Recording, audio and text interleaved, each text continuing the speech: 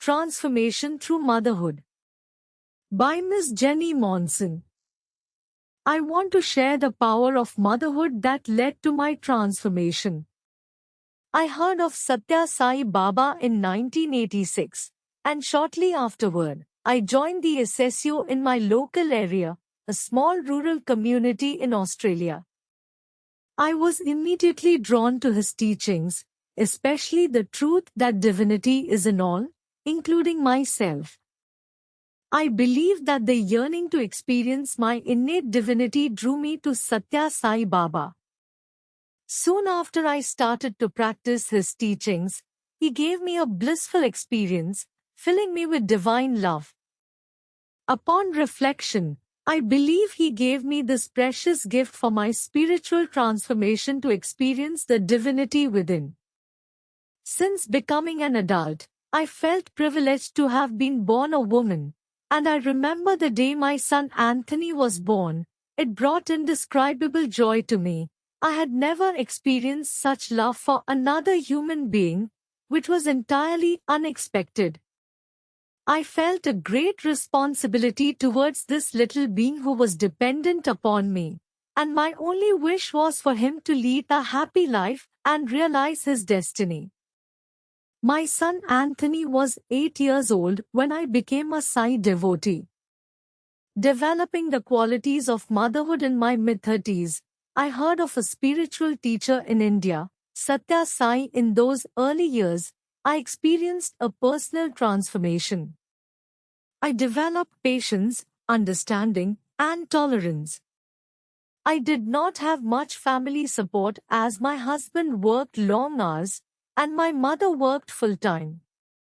I chose to be a stay-at-home mom until Anthony completed primary school when I went back to work. One of the most important lessons for me as a mother was letting go of attachment to my son as he grew up. My goal was to nurture him as an independent and capable person, which required me to give up my role as a caregiver and allow him to care for himself so that he would develop self-confidence. I was full of admiration for the strengths and qualities of my son. He developed into a child who had compassion for his peers and who helped the children in need. He was brimming with happiness and had confidence which I had not experienced as a child. Anthony attended SSE, Sai Spiritual Education, classes for several years which reinforced his natural qualities and the values we encouraged at home. During his secondary school years, he played many sports, very popular in Australia.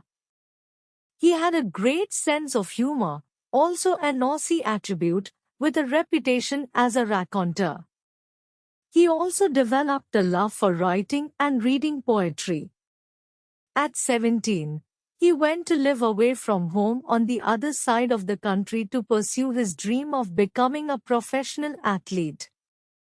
This was challenging for me to trust in his ability to lead his own life and let go of my attachment.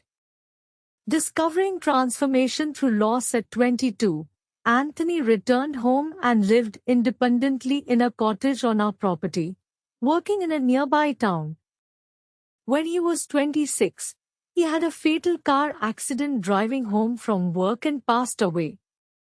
Subsequently, I found that the years of healing from this loss of his physical form and coming to terms with ending this important relationship accelerated my spiritual transformation. The teachings of Swami were my lifeline, and I do not know how parents meet such challenges without a spiritual foundation and understanding. It is not possible for anyone to hold on to the physical body forever. It remains so long as it is destined to be. It will perish at its predestined time. Nobody has any control over death. It is decided at the time of birth itself. The date of departure is imperceptibly written on the body when it comes into the world. It was essential for me to recognize that our time in this body is set at the time of our birth. In the months after my loss, I have dived deep into Sai's teachings, which were my sole support, apart from friends and family. I collaborated with another Sai mother who too lost her son, and together we compiled a collection of Satya Sai Baba's teachings on life, death, grief, and loss in a booklet titled Children of Immortality. Detached from the world and attached to God, my great lesson and a transformative experience was giving up attachment to my son. I believe that the attachment of the mother is the greatest of all, as it is a natural bond that ensures the survival of the child and is the most difficult attachment to give up. However, I discovered it was possible to let go of my son and attach to God. Life took on a very different perspective as I reviewed my priorities and the need to constantly keep in mind the reason for our existence, to realize our inherent divinity. In fact, I believe that letting go of attachment is crucial to the role of the mother and one of the most beautiful opportunities for transformation. In the months when I experienced significant pain, I also occasionally experienced the stillness and deep peace of the Atma, an island of joy amidst the pain. I realized that Anthony had fulfilled his destiny and that this was also part of my destiny. I experienced wisdom and strength in the following words of Baba: look with an equal mind on good fortune and misfortune, on happiness and sorrow, loss and gain. These are products of nature like heat and cold, summer and winter. They have their purposes to serve. Similarly, the ups and downs of life have lessons to teach us. In fact, without reverses in life, we shall not be able to experience divinity. Without darkness, we cannot value light.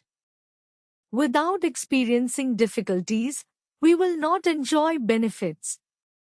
It is the lack of peace of mind which compels us to seek the means to realize enduring peace.